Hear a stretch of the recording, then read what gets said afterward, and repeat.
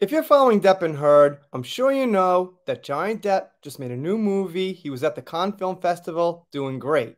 Amber Heard, on the other hand, well, she's in Spain, not doing so much. However, she is in a $1 billion franchise with a movie coming up in December. This is from Fandom Wire. So it says Amber Heard's $1.1 billion DCU franchise safe and sound as director signals Aquaman 3 after Lost Kingdom. DC boss says Jason Momoa movie pretty far removed from Snyderverse. So let's see what we got. And the only reason I don't like this so much is because if you want people to see the movie and support the movie, you could put out this information that it's safe and sound. Don't worry, guys. Wink, wink. That boycott's not working. Wink, wink. The movie's in good shape. Go ahead and see it. Nothing to be embarrassed about. But maybe they've got some little hints in here that go against their own title. The Aquaman franchise looks to have a safe and sound future as director James Wan gives positive updates on it. Despite the first movie being a huge success, grossing a mammoth $1.1 billion, the franchise centered on Arthur Curry and his Atlantis was not going through a good time. From Amber Heard's controversy to the introduction of James Gunn's DCU and poor test screen results, everything acted as a major hindrance to the sequel of the 2018 movie.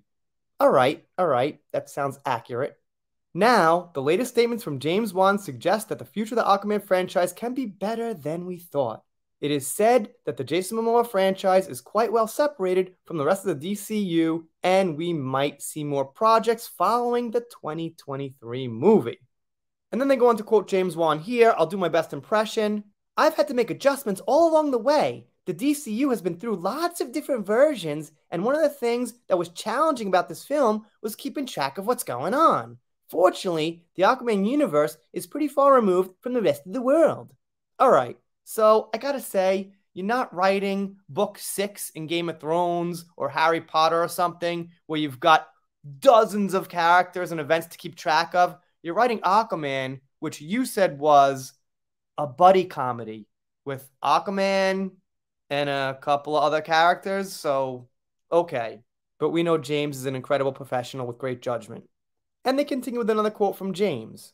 We're going to many different underwater kingdoms that are not necessarily related to what's happening with the other movies and characters, so we're standalone in that respect. So I can just tell my story on its own without being affected too much, but at the same time, I have to be mindful of what's been happening. I thought he just said that. Right, he said he had trouble keeping track of what's going on, and then he said he's got to be mindful of what's happening. Sounds like a genius. Sounds like a real smart guy that's got it all together. I don't know, man. Just sounds like these directors they get are just run-of-the-mill people who could be mostly anyone. But that's just my silly little opinion. Maybe he's a genius. And they go on to say after that, the statements by the Conjuring director also put the confirmation of Aquaman 3. On top of that, Jason Momoa has also stated that he expects his Aquaman in the new DCU. The possibility of a threequel is also there, as James Gunn has repeatedly stated that the universe will get a soft reboot and not a complete makeover. But at the same time, Aquaman 2's performance will also play a major role in this whole thing, which has indeed raised some eyebrows. Alright, so Fandom Wire is not totally positive, but the main reason you'd want to say Aquaman 3 is happening is to maybe calm the people who are nervous Aquaman 2 is going to do bad. Now, if Amber's Mera in Aquaman 2, which she will be, and for whatever reason, I know you might think it's going to bomb, but it might not. For whatever reason, if it does really good, they might want to have her in 3 because they might feel that if they change something, 3 might not be as good.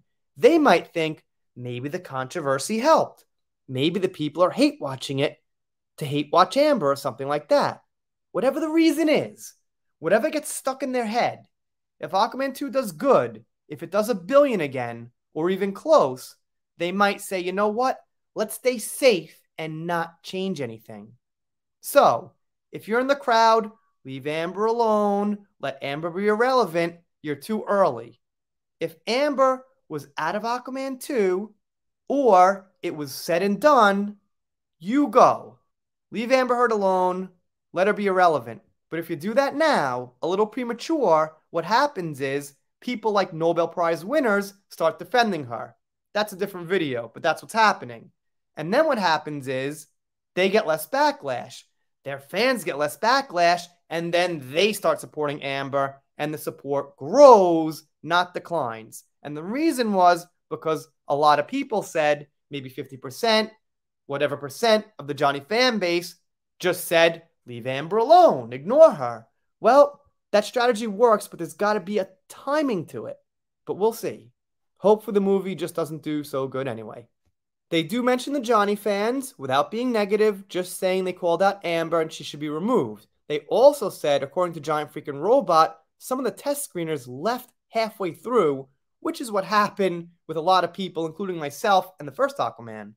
Not in the theater. I mean, I watched it at home on video, just saying I couldn't make it through the whole movie. And because of that, the studio reshot a bunch of scenes. Okay.